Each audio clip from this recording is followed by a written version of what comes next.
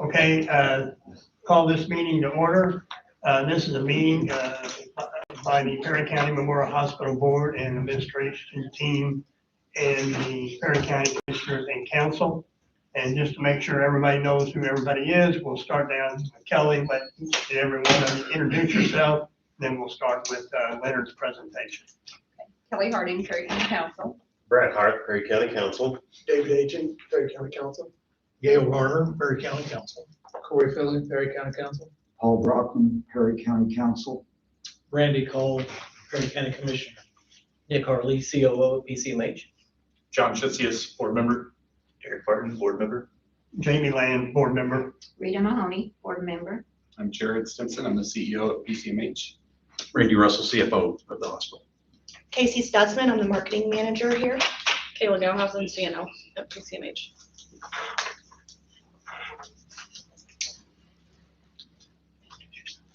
All right, I'm Leonard, EMS director. okay. All right, Leonard, we're ready for you, sir. Give me a second here.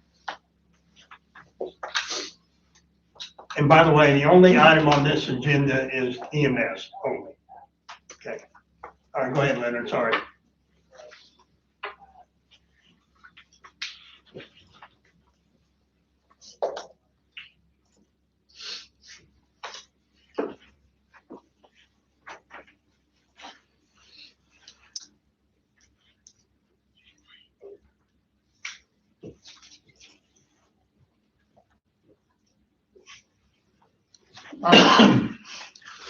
I got a presentation here. I'm just kind of going to walk through what we do, how we do it, some general questions so everyone's on the same page. Got a Q&A slide at the end, so if you have a question, if it's not, you don't need to know right that second, and may answer it later on. So if you just bear with me and we'll go through it, then we'll have time for questions after we're done. So our mission, just like most EMS services, provide prompt quality care to help those that need it when seconds count. Kind of a day-to-day operations. When someone calls 911, the Tell City Dispatch Center or Tell City Police Department is our dispatch center here. They take the call, they dispatch us accordingly based on the department or based on the emergency needed.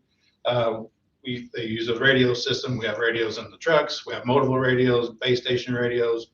So at any 24/7, 365, they're able to contact us to let us know what's up and where we need to go and relay any information that's needed.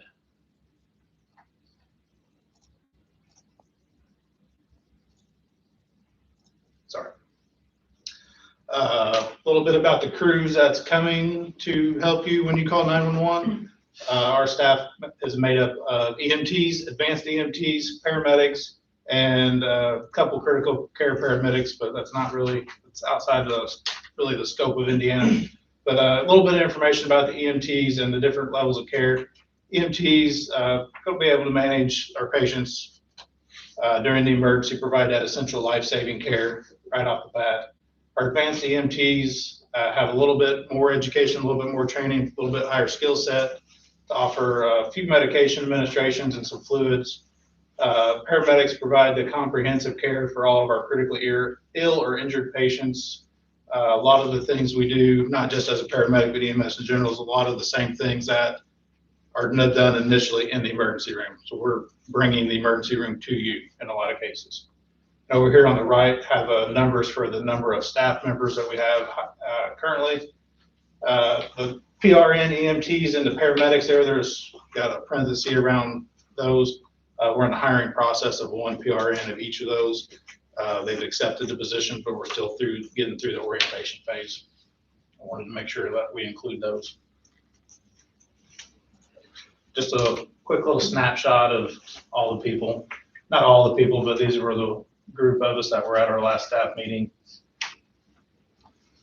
And a little bit about our ambulance fleet. We have several trucks. Our trucks are certified by the state of Indiana and EMS Commission with their different regulatory requirements, a lot of them being safety requirements.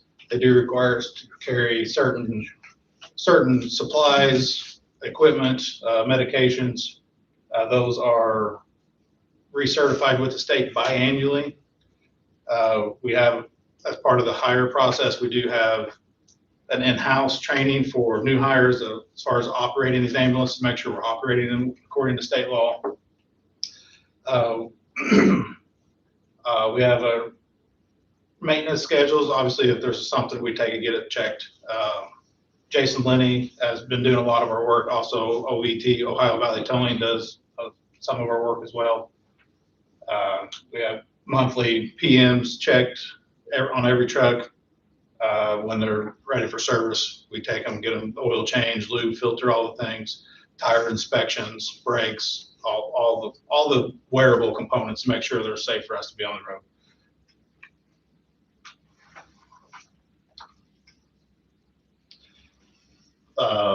Here's the list of our fleet.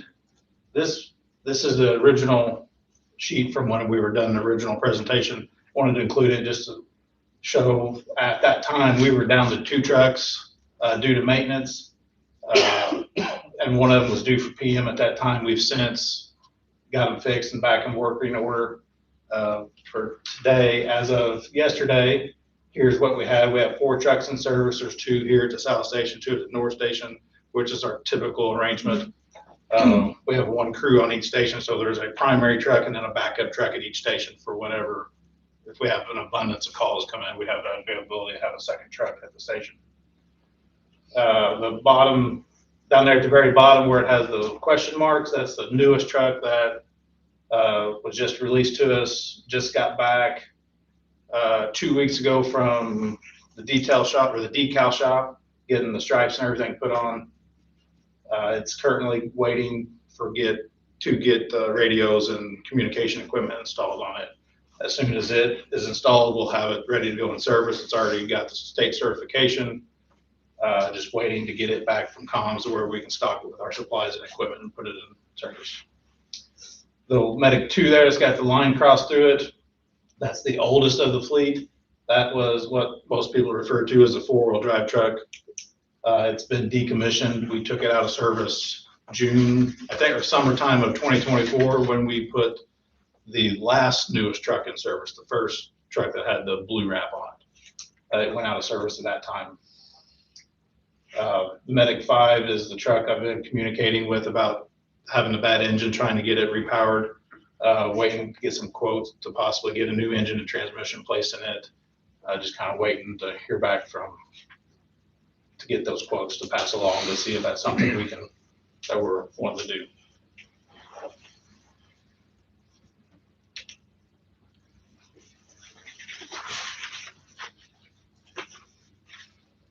Some of the main things that we do for pre-hospital care, of course, we're going to assess the patient. We can't do anything without assessing the patient. We're going to manage your airway, breathing status is needed, monitor you with our monitoring equipment. We're various, not just our cardiac monitor, but we have various monitoring equipment we can use. We can do IVs, administer medications, fluids, whatever the case may be. We do all these based on our protocols that's established. So we don't have to have a physician's order for every patient to do these things. It's already wrote for us. In this instance, we're doing these things for the patient. If there's an instance where we need to do something or we feel something outside of those particular protocols would be necessary, we have the ability to call the ER doctor and discuss it with him and get orders outside our typical protocols, if you will. Here's a little, some of the equipment that we have. Our cardiac monitors there in the top right. That was one of the recent purchases, be about, well, almost a year and a half ago now. Same with the Lucas device there in the middle. That's our chest compression device. And then to the far left is our old vent, they were on every truck at one time for transports or any transport, 911s and transfers. Now over on the bottom left, or I'm sorry, the bottom right, the white Z vent that says Zoll, that's our transport ventilator for transfers. It's got a lot more bells and whistles. We can really hone in on the patient condition and breathe for them based on what they need right then. Whereas that older vent, we basically set it to the tidal volume and your rate, and that's it. If that doesn't work for the patient, tough. That's all we got. picture of our power stretchers over there, and then our IV pumps in the middle. These are all things that we have on every truck when it's in service.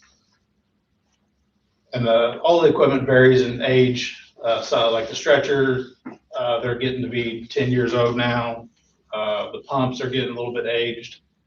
The Z-Vent's about 3 years now. And then of course the Lucas and the cardiac monitor are the new equipment purchased about a year and a half ago.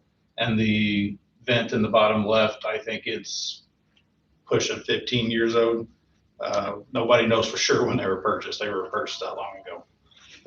But they still work. They're PM just like all of our other equipment to make sure they're up to par, that there's no issues with them. After we do our monitoring thing, we're going to transport the patient to the hospital or not, depends if they need it or not. We're going to transport to an appropriate facility according to our, that was my computer, sorry. State practice says we're transporting to the closest, most appropriate facility. So what that means, state says, kind of gives us some guidelines as to we have to take the patient to the closest, most appropriate facility.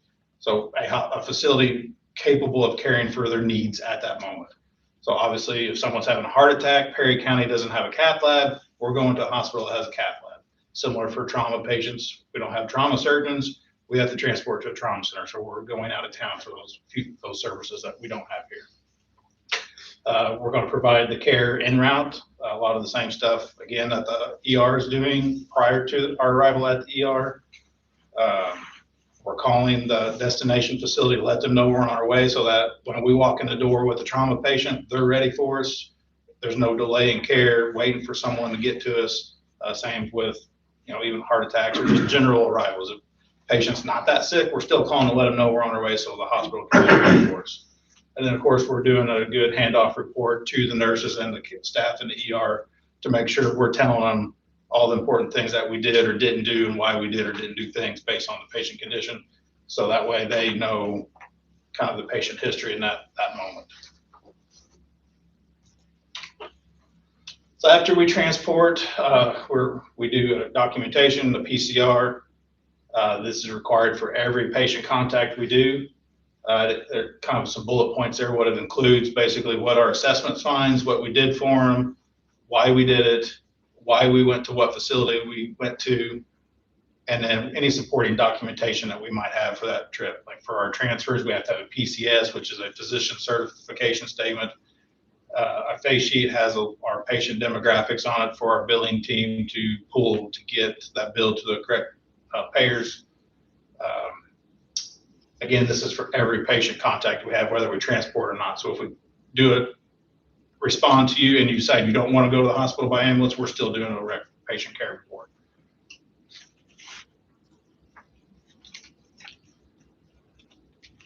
So from those patient care reports, we're doing quality assurance and QIs.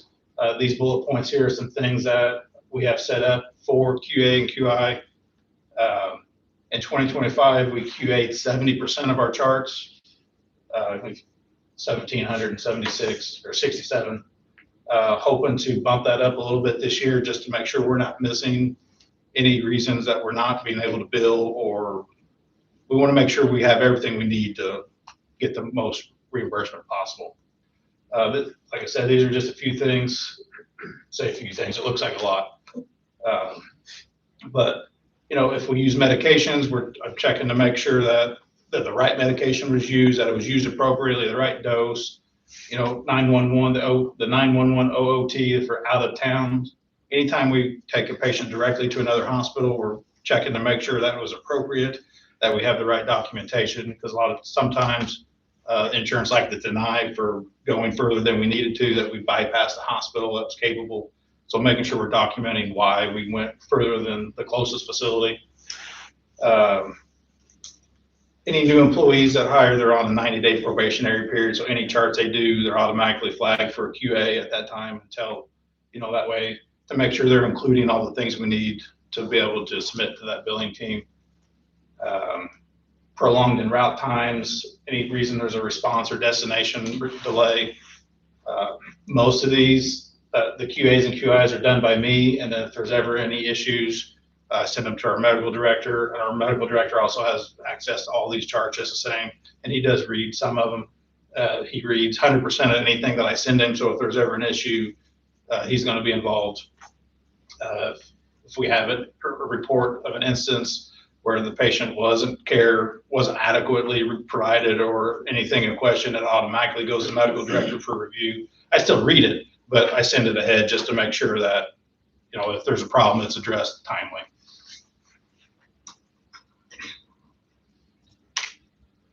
Once the documentation is complete and that QA/QI process is complete, it sends out automatically to our billing team. Every day, the batch of reports that are ready to go out every morning about 5 a.m. They import them, they code them appropriately. Coding, they basically, for insurance, for billing purposes, I think I have it right, but they have to code it based on what's called an ICD-10 code, which is CMS guidelines of like chest pain has a certain ICD code that has to be attached to that bill. And because they want to know why they're paying the bill. They're just not going to pay a bill for the fun of it. But they're coded, the level of service is determined, and of course, bill for the miles. They go through it after they code it and do the things. They send it to their appropriate payers, whether that be the patient's insurance, Medicare, Medicaid. If they're self-pay, it goes directly to the patient. If at the time of transport, we didn't collect information, like insurance information from the patient, the billing company will reach out to that patient to request that information if they have insurance. That way they can then bill the correct insurance. They follow up with non-payers after a certain time frame. I think it's 90 days, or no, I'm sorry, 180 days. Unfortunately, they will be sent to collections. And then after that time, whether we get it or not, it could go either way sometimes.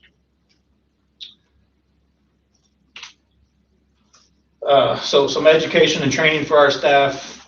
Indiana has its own set of requirements for us to make sure that we are staying educated, because everything in healthcare changes almost daily. So to keep ourselves educated with the new medicine and new techniques, we have to keep up with our hours. And then right below that, the National Registry. It's not required to be a paramedic in Indiana, but here at the hospital, we do require paramedics to be nationally registered. It's just another entity that kind of helps make sure we're receiving that good education, that we're staying up to date. We do RQI, which is our CPR and advanced life support stuff here, and we do that monthly. We have monthly education modules we do in our online learning management system here at the hospital. NRP's neonatal resuscitation. We do advanced medical life support, advanced pre-hospital trauma, emergency pediatric care, A&R's audit and review. We do competencies, and we do an annual competency. We do competencies on new equipment anytime we receive stuff. Any changes in the protocols, we review it, make sure everyone stays up with any changes we make. We do scenario-based training, attend conferences, a lot of different ways to keep up with the trends and things going on out in the pre-hospital world. Some data from 2025, and this is through the end of the year, so this is a full year of 2025. Have the monthly average there for these things, the annual total, and then off to the far right, the percentage of those calls. So the very first one is the number of dispatches we have. That's not necessarily the number of patient contacts we have, because sometimes we'll get called and maybe they decide they don't want EMS, and we'll get canceled on the way to the patient. So we never make patient contact. Still counts as a dispatch because we were dispatched to an incident. We just don't do a patient care report because there was no patient.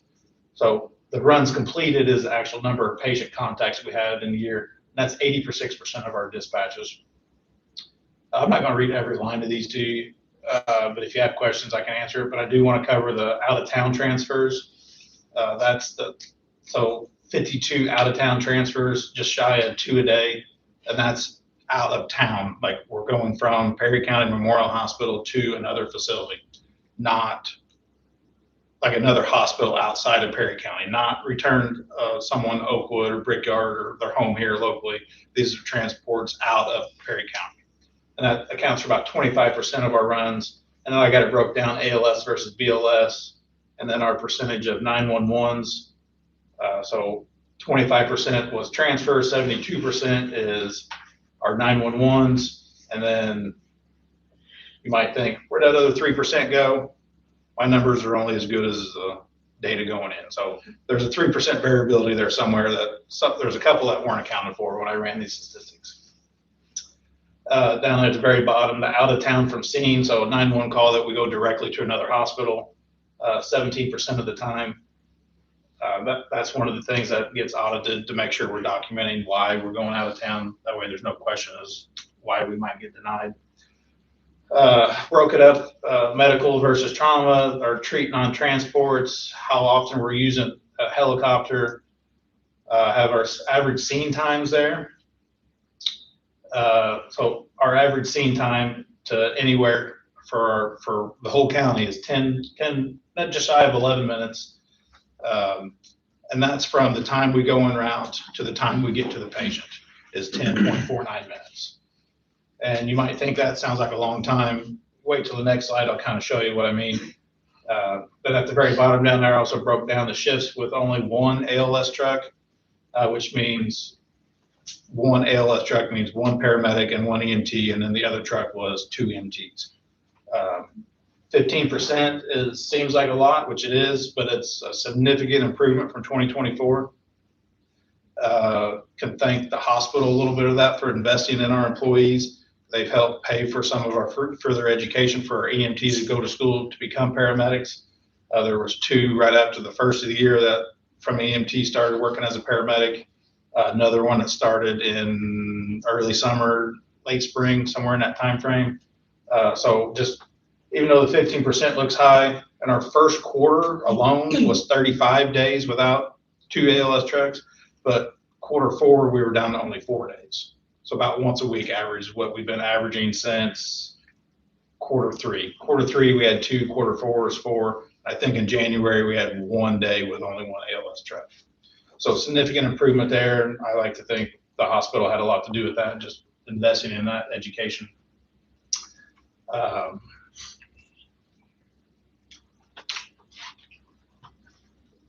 This here just kind of a representation of how long it takes to get some of these places in town from the hospital. To the far left is from here at the hospital station to Tell City High School. Just kind of picked a couple of spots throughout town. You can see there it's 7 minutes. The one in the middle is McDonald's, it's 8 minutes. And then Golden Years in Cannleton is 9 minutes. So that's the time it actually takes us to drive to these places. From the time we leave to the time we get there. From the time we get to from dispatch to actually get in the truck and go, we shoot for 2 minutes. 3 minutes at night, because typically we're sleeping. That's our goal. Obviously, it's a goal. We don't always hit it. But that is something we do look at. If we have a prolonged en route time, we want to know why.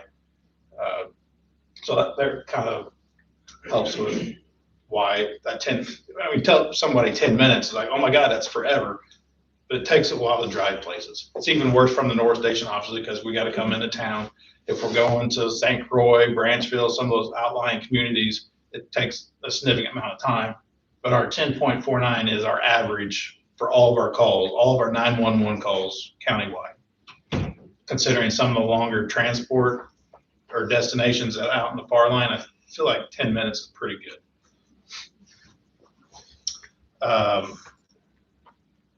75% of the time we're on scene within 12 minutes. So only 25% of the time, that's usually where we're going out, far out in the county. A little bit of data about the south versus the north truck. 70% of our calls come from here at the south station. And we kind of divided the county up in 2 parts, the south and the north. And we sat down one day several years ago and kind of drew a line after we Google mapped a bunch of locations, addresses throughout the county to see which station was closer. And they're hanging up at the stations and it's a clear line to kind of, okay, if it's in this part, it should be a south truck. If it's this part, it should be a north truck because that particular vehicle can get there the quickest. Obviously, we don't always have 2 trucks available, so, you know, it is what it is there. But 28% of the time the north truck is responding. 2% of the time, it's a third crew response, and third crew response would be, it's usually individuals off duty coming into station to help with multiple 911 calls at a time. Days that I'm in the office, I'll grab a truck, I'll go, I count that as a third crew. Typically, I'll get a first responder driver or another crew member that's off duty to ride with me to help out. We have a lot of support from our first responders, our Perry County EMA. And then something that the question marks there at the bottom are mutual aid response. I would do track how often we go to other counties for 911 calls, specifically Spencer, DuBois, and Crawford. We're not really going anywhere else besides those three. We average, I think there was only 6 or 7 in the year 2025. But starting in December, I decided I want to track how often we're relying on one of those counties to come to us to help with the call volume. In January, we had 0. I don't expect it's that much, but I have started tracking that to know, that way we know, are we adequately covering the county when we need it. Anytime, I guess, if you want to know that from month to month, I'll be happy to share, but right now I don't have that average for 2025 because it's not something I started tracking until just recently.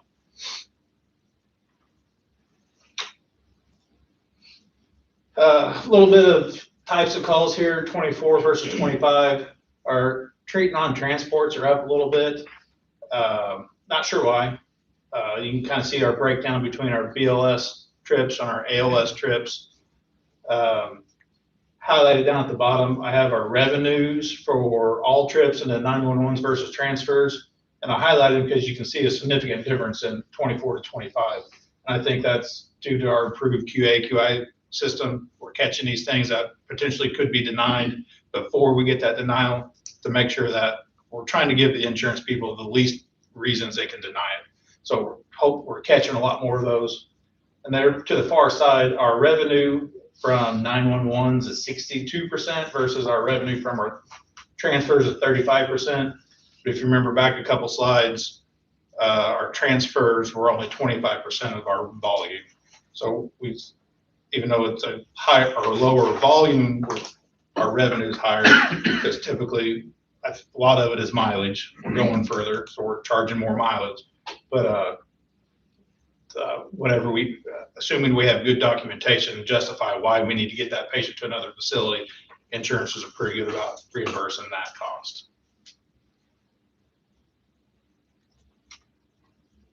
If you take a look at the handouts that were on the table when you sat down, there is the December P&L that I don't think you've seen yet. I don't know that we sent it in January, thinking in January we were coming to the meeting, so we didn't send it. We was gonna pass it out then and decided just to hang on to it till you got here. And then the second page is our annual P&L summary, which is just our every P&L in one spot, so you can see it together. And give you one more slide, then we can go over the P&L a little bit in depth if you'd like. And I'll open it up for questions. So I know, overtime trends. I know there's been a big thing, trying to reduce that overtime. As you can see, starting in Q3 of 2024 is over 500 with a really high average for the year 2024. For the average in 25, you can see we brought it down 100 hours on average. Year to date, we're significantly less than we were so far last year. That's through the end of January, down to 370 overtime hours. We did some math here recently trying to determine how many employees would benefit do we have versus paying overtime. And to hire one more paramedic, it would save us in salary and wages, but the cost of benefits was actually not saving us money versus paying the overtime. Something to discuss, we can go into further, but just the math that shows that paying the overtime is cheaper than paying for extra benefits and wages, or benefits, which would include like health insurance and all the things.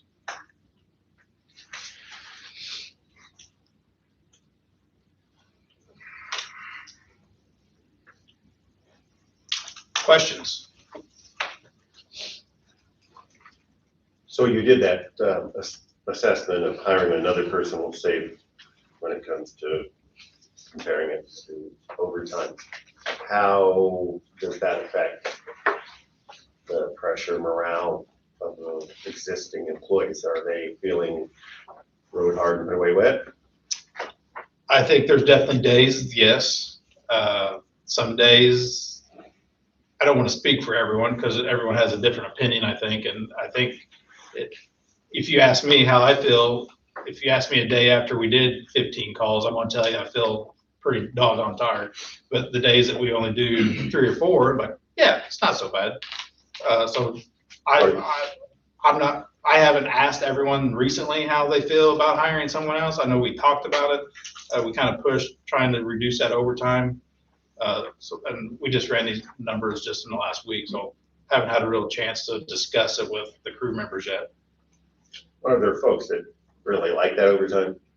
Or are there folks, or is it I'm It's sure a that burden they to really them. like the overtime. not too bad a strain if they're wanting Right. to do it? Right now, we're working a 9-day rotation, so we work every other day for 5 days. So work, off, work, and then we're off 4 days in a row.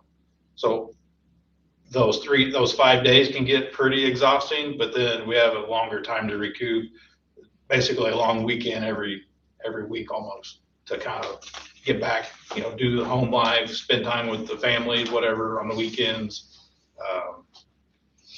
Some people really like it. Some people are okay with it and they tolerate it. So trying to find a happy mix. I don't think we'll ever make everybody happy. I don't think we can do that in life in general, but we try to do what we can that's best for everybody. Some people give a little bit more than others on it. So that overtime is per pay period. Yes. So that's not like a monthly that's Per- what was it? Can we go back to it? Because the analysis that Deaconess did last year, the SWOT analysis on the EMS, said that you were averaging 450 hours overtime per pay period. So now it's down to 370 hours per pay period Correct. of overtime. I'd have to look back at the calendar to see when that was. It was That's per pay period. average it's broke down in quarters, but that's average per pay period. So 26 pays a year.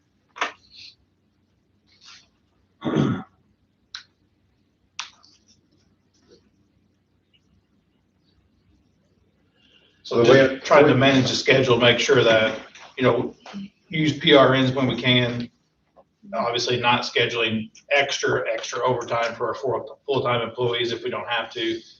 We still pay our employees for training. Our training time we come when we do audit and review, stuff we do here, we get paid to come and do it. We want to make sure that it's incentive to make sure that they're coming, we're all getting that education, we're all on the same page. That way we're all ready to go as a whole versus making everyone come in on their time off. Nobody likes to work on their time off. So looking at the revenue deductions from revenue line here for just I'm looking at 2025. If you took the perfect world where you didn't have any bad debts, the 201,662, and the charity, and you added them back to the bottom line, the whole net income would still be a loss of in the range of 330,000, right? If you do the math there. So in a perfect world, what is that just due to the fact that we're a rural hospital or That's a normal rural routine facility? healthcare reimbursement. 3.8% of gross revenue for bad debt is actually a very good number. No, that's not the point. If we, in the perfect world, that still wouldn't make this. But in healthcare, you wouldn't have no bad debt. I understand that. I'm sorry. I'm to finish my point, if I could, if we were to get paid for all the services that we provide, and I realize that's not going to happen in a perfect world, and this might be a good number. I'll take your word for that. We still add those back to the net income loss. You still would have a loss of around $300,000, correct? Yeah. So what I'm asking is what's the reason for that? Is it because we're a rural hospital and don't utilize all our services on a regular basis? We have more downtime? Or is it just that insurance reimbursement is purposely underpaying Well, us? if you look at the total gross revenue with, and then deduct the contractual adjustments, those contractual adjustments is what insurance is willing to Oh, pay. sure. Yeah. We could send them a bill for $1 million, but if they say they're only gonna pay $5, Yeah, that's you all can they're just, gonna pay. yeah, you can So just ignore that. That's a huge part of it right there. Right. So even, yeah, if you take out that charity and the bad debt, I mean, because the insurance, if they say they don't want to pay, they're not gonna pay. Yeah. Medicare and Medicaid, we have a large Medicare and Medicaid population. We're about 2/3 in EMS. I think it's about the same hospital-wide. So we basically take what we get as far as payments. Brian, is your question related to the overall loss or the fact that we even have bad debt? No, I realize we're gonna have bad debt. Yeah, again, this is not a viable business and looking at it from a business aspect. Of course, I know that's not what we're doing here. But I look at it and say, okay, how do you get that number, that approximately 300,000, 333,000 smaller? And it seemed like the only way is to increase runs, which we really don't want to do. Right. And I mean, that's not have good no for the general control over public. anyway. Yeah, obviously to make more money, we have to bill more, but we have to have more trips to send those bills. We could increase our rates, but still, even if we charge $2,000, insurance still only gonna pay a certain. Yeah, they're not gonna pay attention. to Most what of our we do. payers are on a fee schedule, I believe, versus some payers are on a percentage. So if we bill for 2,000, they pay a certain percentage versus some payers, for this service, we're willing to pay this number of dollars, not a percentage of it. So, and then So for a busier county or institution or ambulance service, which, I mean, just to compare, is it just the volume that keeps them above water? I guess that's all I know. subsidies basically is what most services rely on. There's I guess a few services out there that are profitable. I have yet to figure out how that is, but So most comparable rely services on- are not profitable. They Correct. don't even break even. It just seems like a problem with the insurance companies and their reimbursement. And it's being stuck on the taxpayer here at the county, which is just, it's not great for you guys, not great for us either one. I'm not complaining, I'm just trying to realize the implications here. Yeah, in healthcare, that's very common. I mean, we have service lines that lose money, but it's the right thing to do for the county because we need that service line in the county to take care of patients. Even though you're gonna lose money, the hope is that you can make it somewhere else to offset those losses. But you're right, it's a problem with insurance companies and what they're gonna reimburse us. And they're relying on the subsidies so that they don't have to get the bill. They can pay us below actual operating costs and leave our taxpayer with the bill. Yeah, okay, I mean.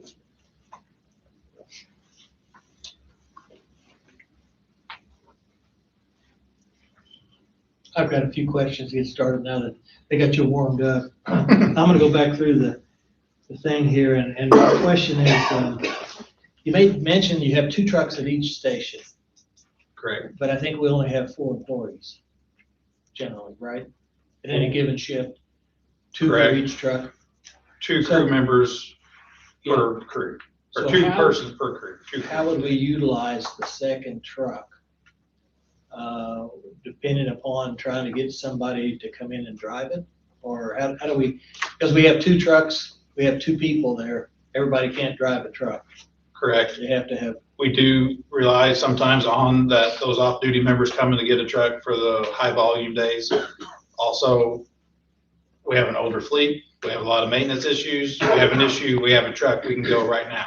We don't have to. so you're using more as spares rather than a second truck that you can dispatch and utilize. The second truck here at the south station's utilized a lot more than the truck out north, because obviously here in town, we have I don't say a lot, but a lot of our crew members live near town, so it's easy to come to respond here to the south station, get that truck and go respond to wherever that call may be. I know Versus, you broke it down. Where's the line sliced the county in two that the north station, just roughly? without looking at the map, kind of Deer Creek down toward 66 and then up across 37, kind of Gatchel up toward kind of would be just north of St. Mark's Way, kind of zigzags. We try to follow the roadway that way. If it's on this road, kind of had it broke up a little bit. And 70% of your runs are in the south. Correct. And then, do you ever track by township? Are most of them in Troy Township? I'm assuming that's what they are. I would assume so. I haven't tracked by township. I could actually pull a map up real quick and look at it if you'd like. And then my question is, do you have I know that a lot of the nursing homes call and stuff, do you have a prevalence going to certain locations more so than others? And I know like the senior center, where seniors are living will have a tendency to have more action than what another area would have. We definitely have some frequent facilities, certain ones that, I mean, I wouldn't say that there are overwhelming number of responses to these places, but like Golden Years in Cannleton, the apartment complex there's a large population there, older folks. larger, of older people that have comorbidities and such, that we do respond there a few times a week, easy. So when you come to a individual who's called and you show up and you made mention that a certain percentage of these are treat and non-transport. When you say treat, what are you doing? I mean, are you providing them drugs? Or We use medications. We don't give out drugs. We don't like the word drugs because it sounds bad. My terminology is probably not correct. Just share with me what you do when you show up. It varies from patient to patient. Sometimes it's someone that just fell and can't get up off the floor. So we're not really a true treatment, what I think of as a treatment. When I think treatment, we're actually performing some skill, whether it be bandaging a wound, starting an IV, giving medications, some sort of physical care that we can measure, if you will, versus just helping somebody up. We do get most of our treat non-transports are lift assist, would be considered a lift assist. So then, is there a fee associated with that? Yes. Is it collected normally? Not super regularly. Our insurance doesn't pay for treat non-transports. They only pay for transports to the hospital. So we could go to your house and give you 12 different medications and all kinds of fluids and $1,000 worth of equipment and medications, and we may not get paid for any of it if we don't transport you. Because if the insurance is not going to pay, and if we send the patient a bill, they may or may not be able to pay for it. And regardless of what we do, the bill is still the same, whether we just a lift assist or we spend $1,000 of our own medications and equipment on that particular patient. And then they can turn around and just say, I don't want to go to the hospital. And so your revenue off of that whole procedure is zero. Correct. Is that called a refusal? Is that, sometimes I hear them say that. Yes. Patient refused transport to the hospital, basically, is how we document that. Do all ambulance services provide all that free service like that? I mean, we're not I mean, providing it for free, we're charging for it. If I showed up to the doctor's office and I had the flu, he may give me some Tamiflu and a shot or steroids or something. I get a bill. Our patients still get a bill too. You're just not collecting. We try to collect it. Right. I mean, I'm not going to your house beating on the door, say, Randy, pay me my bill or pay me your money. I mean, I don't like people in general that much to go door to door versus get yelled at because no, I'm not paying you. I mean, that's. So it goes through that 180 day and then it goes to collections. Do you ever just write it off before it gets to collections, or does it have to go through that entire process? I believe it goes all the way through the collection process. And typically then that hits bad debt. They'll get a bill, they don't pay, that's what goes to bad debt. What triggers a write-off? Pardon me? Charity. You've got some classification for charity. What is one, some's bad debt and then some's charity. What's? Well, we have charity policy, so if you don't have the financial means, we have criteria that we will write it off. But they have to be compliant with providing some information to prove that they don't have the means to pay. Most people just don't pay and they go bad debt. So in other words, unless a person comes in with some documents to prove the fact that he's unable to pay, it would not be a charitable. Correct. Erasure of his bill. Then the other thing, Leonard, I did this quickly, come up with an idea here, and I'm just as a round number, because you had 2,500 transports or what you actually. 2536 And I patient took what- contacts. If we took 4 people for the days there are in 365 days, 24 hours. And so we're actually one transport for every 14 hours of employment, if my math's correct. And all I'm doing is taking the hours in a year and dividing it by 2,500 to come to that number, to get an idea, because I know a lot of the ambulance services, they do it by utilization of unit. And if they get so many calls within a given period, they'll work their average. I think maybe that state form that we filled out a year or two ago had that on there.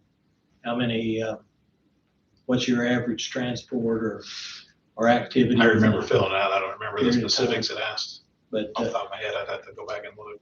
and then I did, and just in looking through this whole process, because I know the overtime was an issue, and I think the deaconess lady pointed that out too.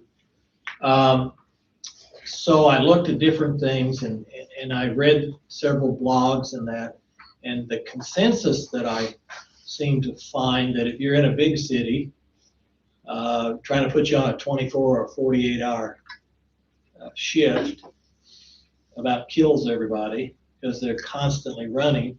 If you're in a smaller rural area, the people like it a lot because the workload generally is not as intense as it would be in an Indianapolis and the more that's kind of what I read. And then they also made mention of running these schedules and putting their people on salary. And in essence, what that does is when you run one of these 12, 24s or whatever that shift makeup is, we're paying plenty to get everybody above the minimum salary that you put them on salary. They actually incorporate in that wage, anticipating, I think, 8 hours a shift of overtime. So in other words, in a two-week pay period, they're up to, I think, 88 hours. That's what they're doing. With that, a lot of them pay a little more than is what they end up doing. So it was a kind of a unique way of saying, hey, I'll just put you on salary instead of having all the overtime. At the same time, you're going to be kind of premium compared to your others that's on an hourly wage in the neighborhood. So I don't know whether that would play a part in helping or not. I would definitely play a big part. You can find someone else to contract the EMS because nobody's going to stay with that. We're too busy, and unless you're willing to pay substantially for that salary wage, I don't think that's going to be something we can do. Well, you've got several in 100,000 plus range.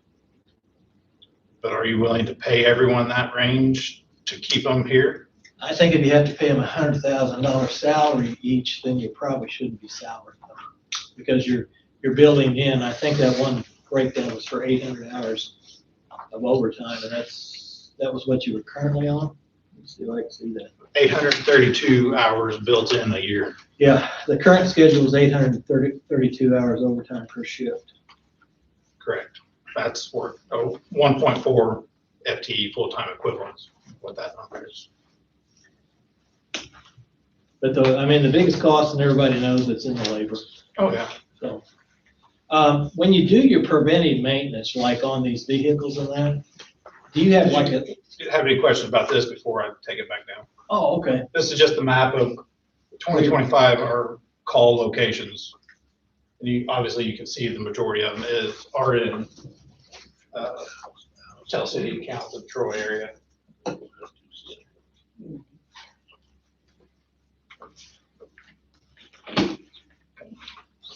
to zoom in. There it goes. Just to give you an idea, well, More densely populated areas. no, it's not gonna cooperate.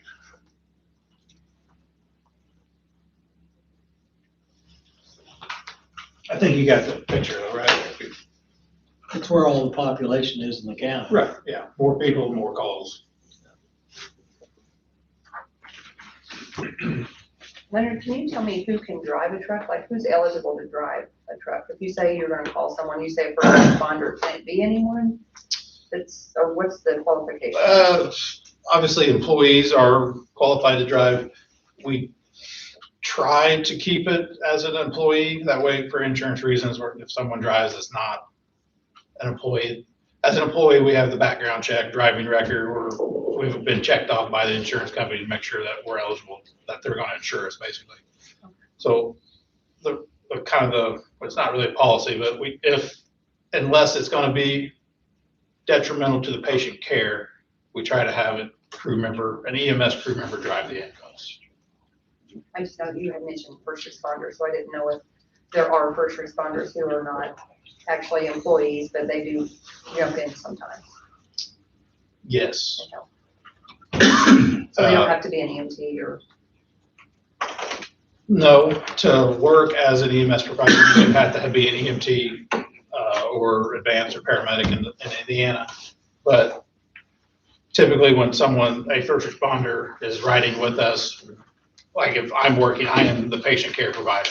I'm using their help to care for that patient. So they're just our assistant, if you will, at that time. They're not actually working. We're not paying them.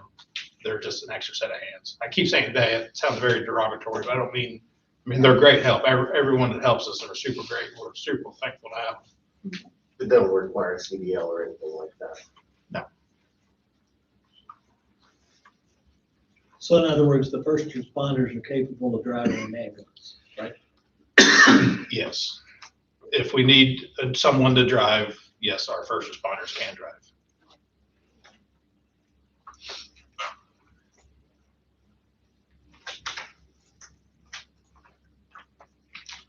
Any other questions? Yep, I'm not done yet. Oh, okay. When you talk about preventive maintenance, because this is something that, as a county body,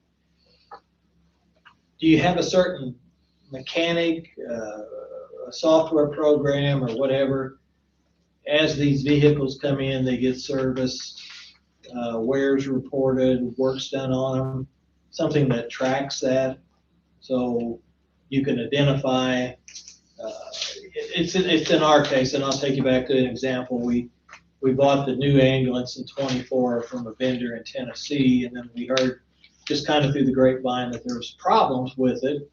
I don't remember exactly what it was related to, but we need to know if that was a good purchase or a bad purchase. Sure. And by whatever is required.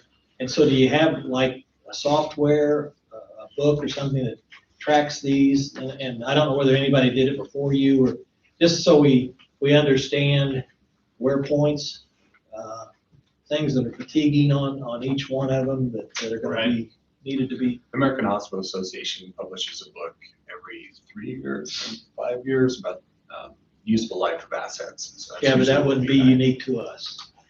Or I EMS, think it's yeah, it'll something- have medical equipment in it. Yeah, but that's probably over the whole United States or regional or something. We buy a certain ambulance and we remount it and put it here versus a brand new ambulance. Does it justify it? If we, do different modifications to it, do they pay off in the mileage and usefulness? So we can come back and take a look at it. The per mile that vehicle was on the road cost us X number of dollars versus buying this one. How much additional work was required to get it to that condition. That's strictly unique to us. And we can also, the UPS guys do this, they monitor brake pad usage and stuff, and then they'll have a little talk with their driver. Well, I'm not asking for that, But I mean, it's just how they manage their fleet. Sure. So that, you know, you find out the goods and the bads as to what's happening with it. Right. We here at the hospital don't utilize any software to track that. I do track and keep track of all of our invoices that come in. But I know you said something about preventing maintenance, thinking somebody gets underneath it and takes a look at, you know, maybe how the brakes are wearing or if there's anything happening with a shock, a spring or a ball joint or a bearing going out underneath the, for an air compressor, or cooling compressor. So monthly, we have a gentleman, he's a certified mechanic that comes, does an inspection on all the vehicles, checks the fluid levels, check the tires, doesn't take them off to inspect the ball joints and things, but checks to make sure all the lights are working. There's a list of checks, things, I mean, this long that he checks. We do keep track of that. It's reported to a Google sheet that we use. He scans a code, fills it out, and then after he fills it out, I get the report. I can look at it and see what he found, what needs to be addressed. Tracking, I wasn't pulled up here, but give me a second. I'll show you kind of what I have.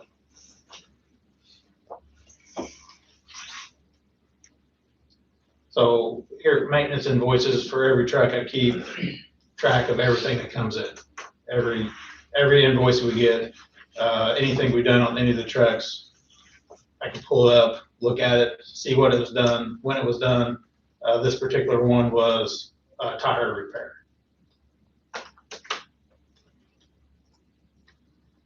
And then using these invoices,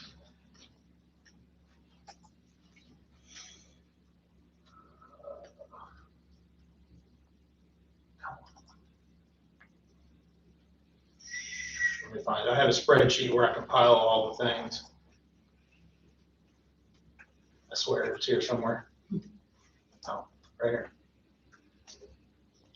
So every sheet I have, like here's Medic 1, started tracking in early 2024 of everything that was done, how much it cost. I added up down here, started the same thing for 2026. All the trucks have this that I can keep track of our expenses per truck. Like on the P&L, it's just a total of all the truck maintenance. Here I can break it down and see what truck we're spending money on, what was done on that particular invoice, whether it's tires, here's a 2-wheel alignment and some ball joints. There's a tire repair. When we have to tow the vehicle because it's broke down on the road, the preventative maintenance, oil loop filters, had some AC work, all the trucks here. This is the newest truck. And as you can see, it's very limited in 24 and 25. So am I seeing any mileage on there? No, but it's on the invoice. I'd have to go to the invoice. I didn't Because track you it. know, depending on how many miles that truck's actually running, the expense of operating should be higher than one that is the second truck that doesn't get moved too much. Right. Well, even though we have a truck that's technically the backup, we rotate the trucks and try to use them. You know how mechanical things are. The longer they sit, the more trouble they have. So we try to rotate those trucks to make sure they're getting used to help mitigate that. So you try to even out your service miles. Try to. There's some of the trucks, like Medic 2, the newest truck we have, it's a lot smoother ride, so crews tend to take it for longer transfers, just because it's a smoother ride, more comfortable for the crew and the patient.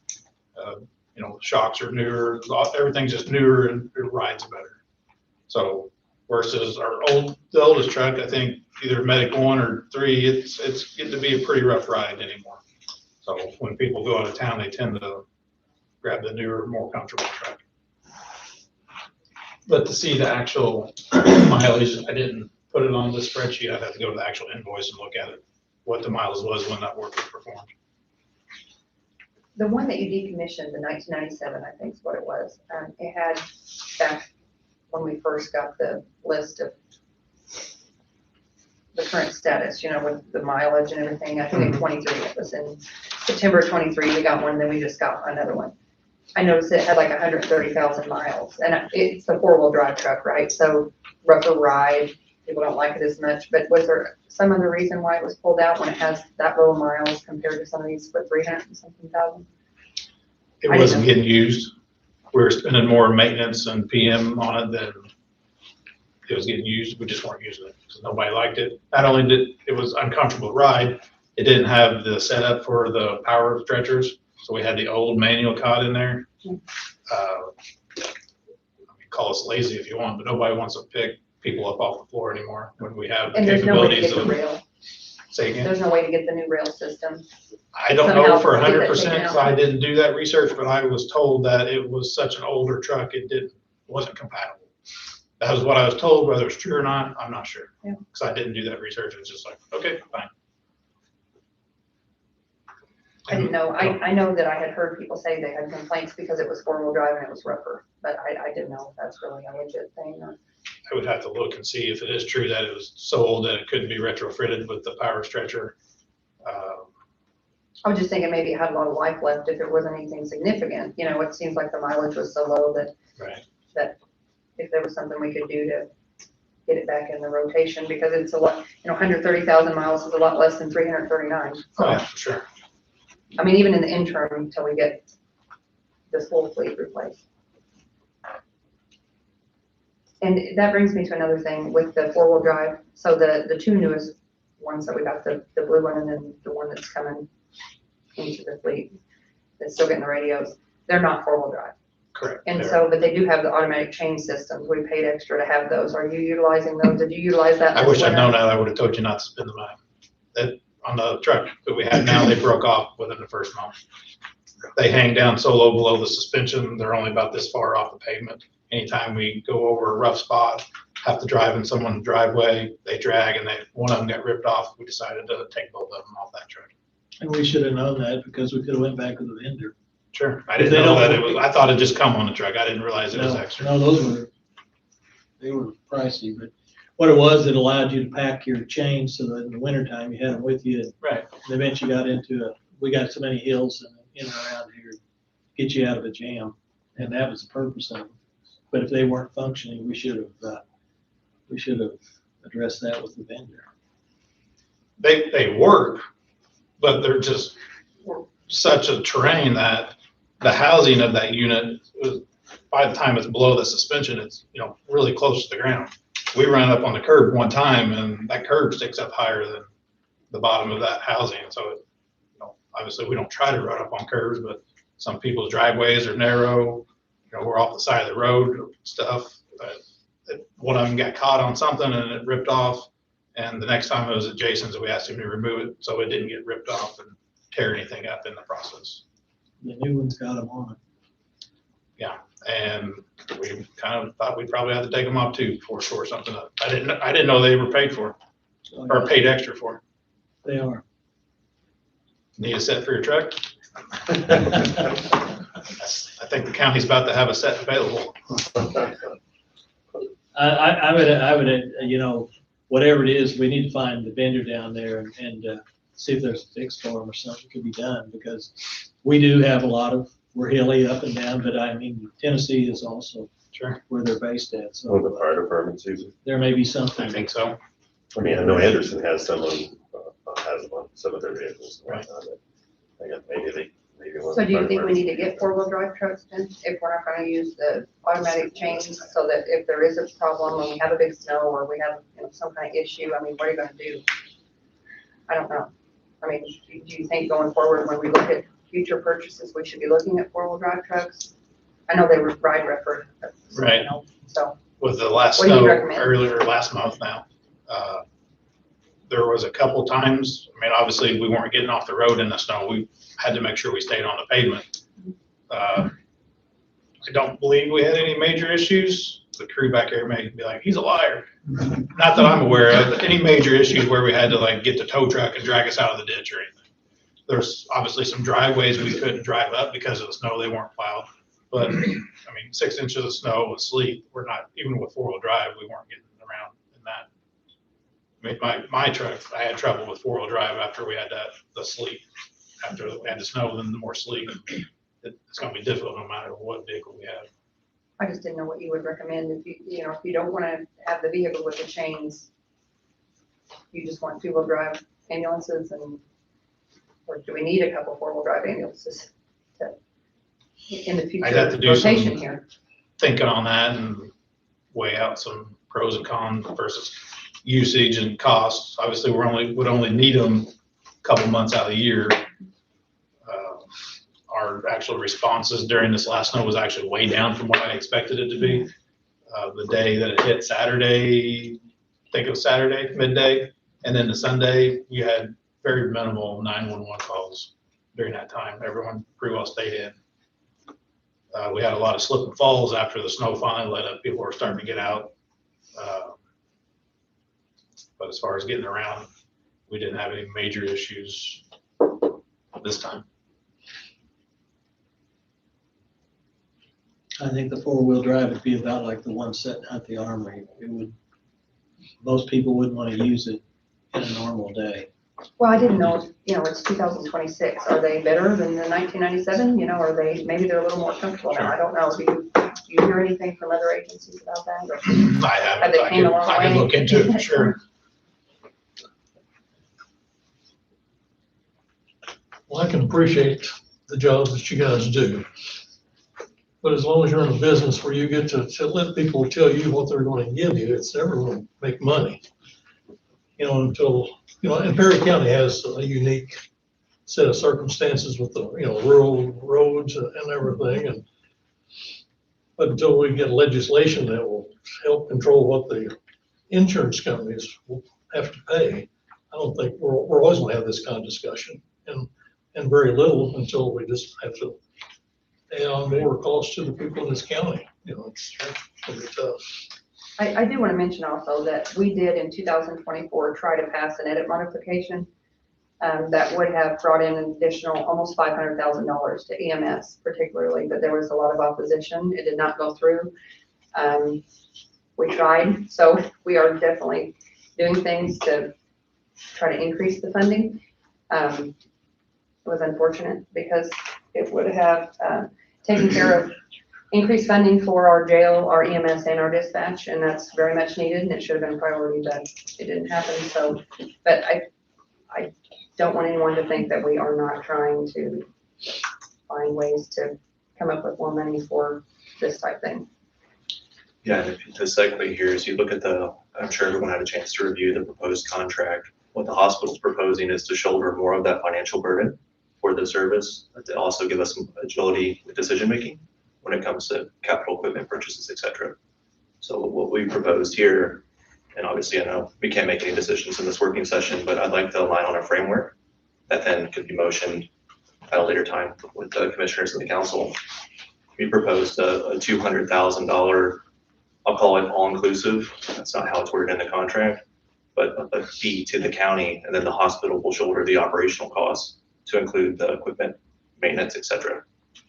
Which if I recall correctly, would be about $185,000 per year savings to what you guys have budgeted. But it was required for us to give you all the new equipment we just purchased, right? That's correct. That's $1.2 million divided by 5. But the That's hospital would, $250,000 a year. And at the end of that period of time, just like the stuff we got when we got in there, 23, come to find out everything inside the ambulance is out of date. Couldn't be repaired if we wanted to repair it. We weren't aware of that as though, and I think Jared had the whole list of equipment, and it was way worse than it is today. And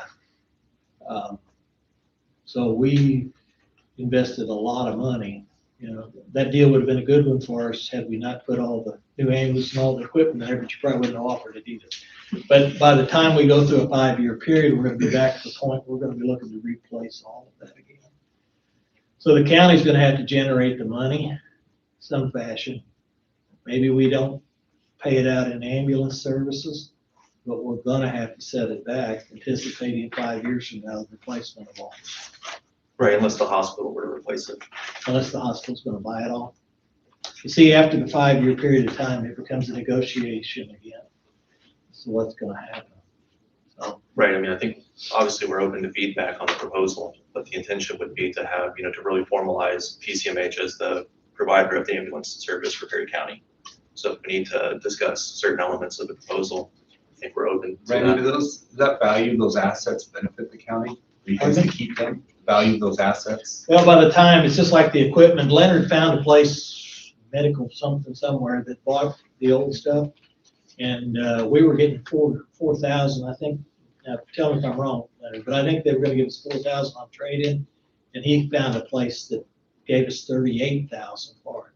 They were gonna refurb it and send it to a third world country or whatever, which was a plus, that money was then supposed to be set back into a reserve fund for ambulance.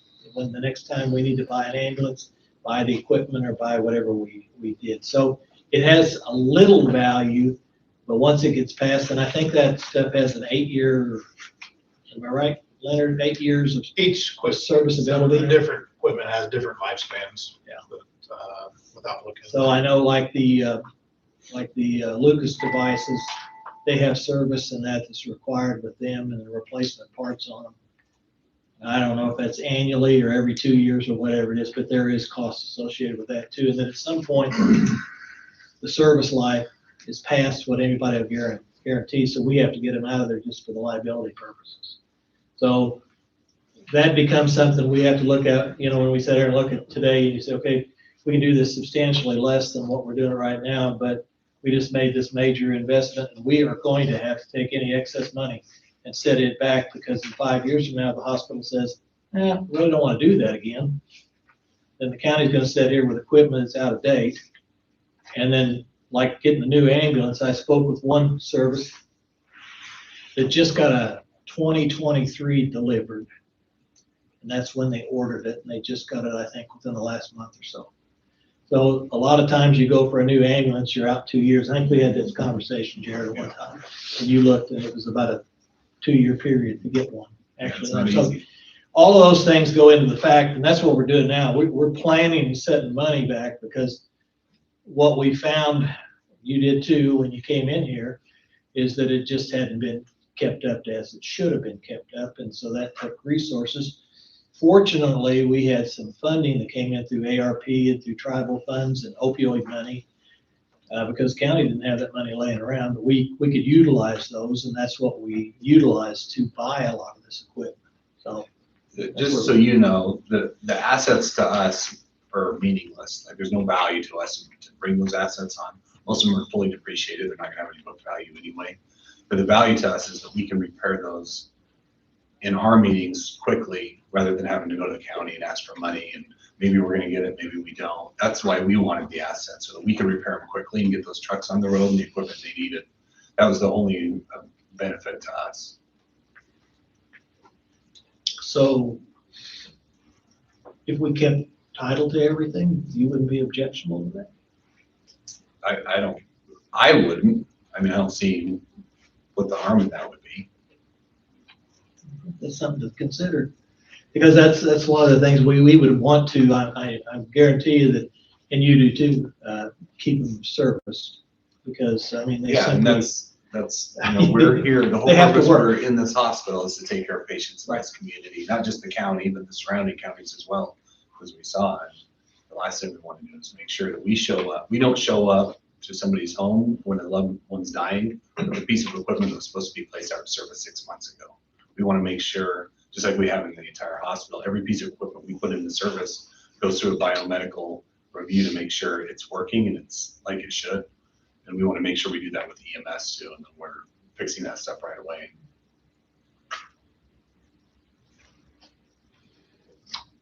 So let me see if I'm interpreting this correctly. For $200,000 annually, you would operate our existing equipment for 5 years on a 5-year contract? Well, we would replace it when it needs to be replaced. Okay, but I mean, you'd replace whatever, and then at the end of the 5-year period, you would either exercise a renewal, or you would say, no longer are we interested in doing it. Yeah, and there's probably gonna be a lot of people different that are at this table today that make that decision, but yeah. And there's gonna be things that we purchase that are on our books that do have value, that if we didn't renew that contract, we revert those to the county because they don't do us any good to keep them on our books. Okay. obviously it goes without saying, there's no intention for PCMH to not partner with the county on the ambulance service. So if we need to make any changes to kind of get this across, I think it would, The length of time, even if we would want that adjusted from 5 years to a different amount of time, that would be a consideration you would. put in. Like longer. Maybe, I don't know. I am very leery of committing the hospital to a 5-year or longer agreement, only because then I'm committing, as a CEO, I'm signing this contract. This contract has my signature on it to an agreement that somebody else is gonna have to deal with. And so it's best to have a term that's reachable, that can be renegotiated. But I We can't do that every imagine. day, though. What's that? We do that every day. We gotta live with what our predecessor Right. fixed for us. We do the same thing. 5 years from now, when there's Part of it. another group of you sitting across from us, they may not like that contract. And we know, Kelly, to your point, healthcare reimbursement changes. I mean, we make 60 cents on the dollar today. 5 years from now, we might be making 40 cents, and there's no way we can do this. We want to today, we want to make sure we do it, but it's just, there's a reason we have terms so that we can relook at it and make sure it makes sense for both parties. I think that at some point here, just me, I'm speaking out loud. We need to put some clause in there that if, it's just like they're always changing the legislature, it's changing how we're funded, how we're compensated, what we have to do, that you would have some way to adjust it. As an example, when Deaconess came in and they took the home office allocation, that's a unique tool that can be helpful to Perry County. But if we have ourselves locked into it, we can always put something in there we're subject to set down. Yeah, it has a 90-day outline, so if we ever got. Well, to that, not that as much as how we can tweak it so we can maximize funding or whatever works 3 years from now. If something changes where we can say, hey, if we, similar to what the Deaconess deal was, if we could shift some of those costs, it's beneficial back to the hospital. And if you have that type of flexibility in there in an agreement, so not that you're breaking it, it's simply if something occurs that's beneficial, that we'll sit down and have the ability to adjust it accordingly. I think I know what you're asking. Because I don't know whether we have any super rural area. Leonard, do you? Super. It's classified, they got rural area and then they got super rural. And I think it's done by zip code, and the compensation on the super rural is really good compared to just rural. And if they change some of that, it could make a big difference. we could put some language in here that says, the parties agree to operate in good faith and will review as applicable as conditions change. That's pretty standard. Can't speak for Jared, but. Yeah, I think that would represent Randy's view. I mean, there's no reason for us not to take advantage of something that the government provides us. Right. We try to do that every day with reimbursement. Exactly. Can we get, I know this is off the contract, but can we get like our assets that we currently have and where we're at in the life of them and how much life they have left so that we can just have an overview of what that looks like? You guys purchase the assets. You have the. Well, we don't have all of, I mean, we just purchased some new ones. We didn't purchase everything brand new, I don't think, right? Most of it's new. And What and I about was this thinking, 15-year-old IV pump thing? IV pumps are owned by the hospital and maintained by them. Yeah. They're just one of our important pieces of equipment that I wanted to include, that we do have Okay. that capability. Here's the capital equipment purchased by the county. So Okay. starting at the top with our recent purchases of the Lucas devices, the monitors. It's got all the information here, the in-service date, last time they were PN'd, life expectancy, expected cost to replace at that time. If we could just get that, that'd be great. Randy mentioned preventative maintenance on all of our equipment. The hospital is covered under our equipment's covered under the contract that the hospital has with their biomedical company.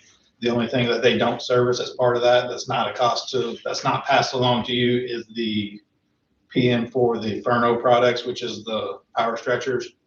And since we purchased a new Furno stair chair last or this time last year. It comes with a 5-year warranty, and it's, when they come to service that particular device, all of our Furno products are covered for the next, 4 years from now. So, because we purchased that stair chair, February of 25, the warranty for all those devices are now covered versus having to pay another biomedical company to come in, and which we did in 2024, which was about $7,000. So buying by that buying that- $5,000 stair chair saves us about $5,000 to $7,000 a year. How much was it? Sorry, what'd you say? 5,260. Wow. That was in February of 2025, February 5th.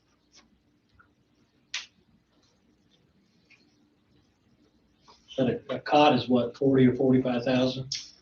When they were purchased new, they were 43.5. That included, that was a stretcher and the rail that goes in the ambulance. Since the rails are already installed, new stretcher. I think that 50,000 is projected if we had to replace the whole system. I'm not sure what the actual cost of a single, just the stretcher itself. That's an estimate for the whole system if we had to replace one of the older trucks. If you could send that, that'd just be helpful, thank you. And all the other, like the ventilator, video scopes, they're Yep. not that pricey, but they were purchased with ARP money, so I put them on here. You'd love to have that for other departments as well. Good.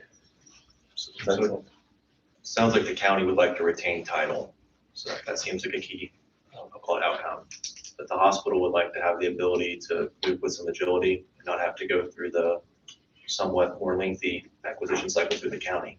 So if we can somehow work some language where the county holds title, we have, I don't know, we can let the lawyers figure out what words need to be, have the ability to maintain that equipment that the county holds title. And we add some good faith clause language, and maybe have set like an annual review, and then we meet with the commissioners annually as a board. Maybe we could just take advantage and add some formality to that, and we'll review the agreement at that meeting. Is there anything else? See, that what you're saying is exactly what, a lot of times when you, if you lease a product, you're required to return it back in the same condition it was, equal to or better. Mhm. And that's a similar thing, but if you're gonna go ahead and maintain it, and you're gonna keep it up, if it becomes unserviceable, you buy a new one. So it meets those needs, and that's a typical lease arrangement. So if that language can be included.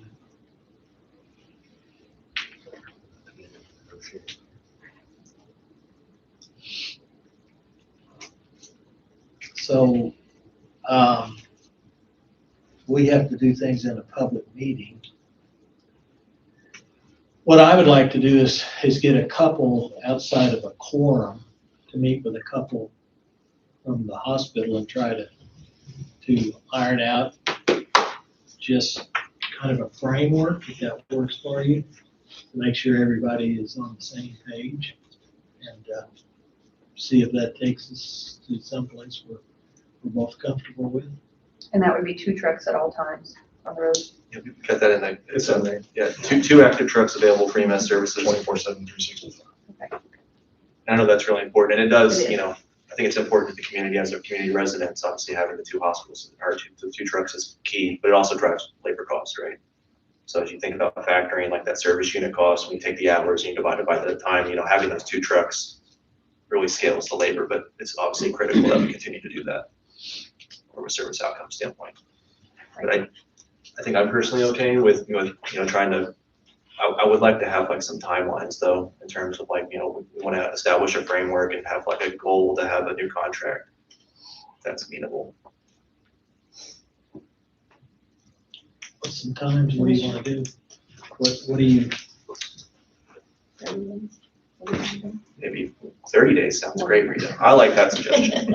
45 days. You're talking like, let's get more. End of Q1, end of March.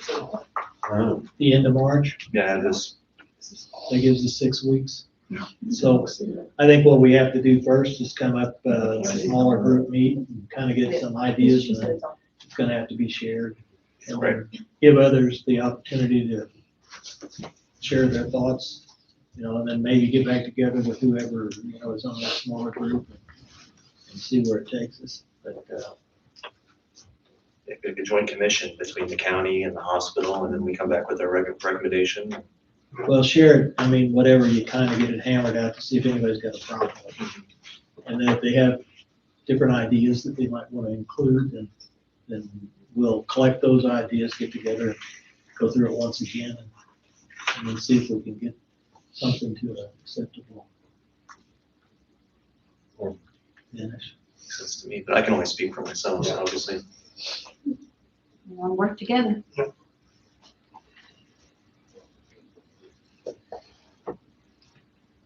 Any questions, comments?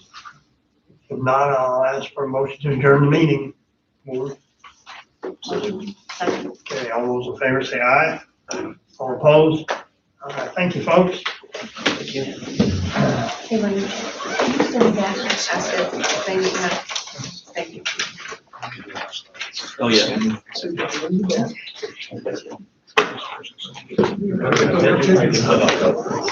if you don't mind, I mean, I don't think you want